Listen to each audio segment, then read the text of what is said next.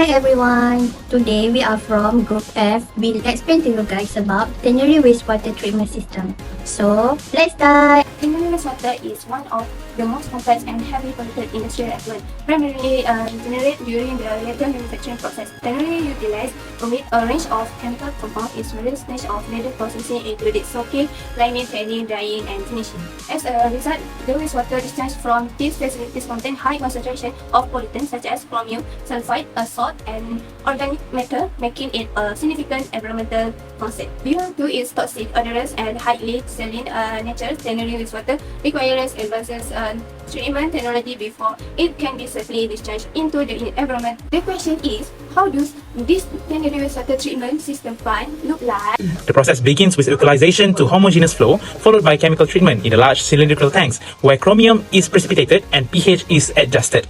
Primary clarifiers, circular tanks, then remove suspended solids and settle sludge. The partially treated water flows into aeration tanks, rectangular and foamy circular tanks, where microorganisms, biologically degraded organic pollutants, and oxidized sulfides. This is followed by secondary clarification to settle biomass, and the clarified effluent is directed to polishing units in the rear for final treatment. Sludge from clarifiers is managed through drying beds or sludge treatment units. There are 8 characteristics of influent and effluent of Tannery wastewater that must be considered. The first one is pH value. Tannery water can be highly acidic or alkaline due to chemical that being used in Tannery process.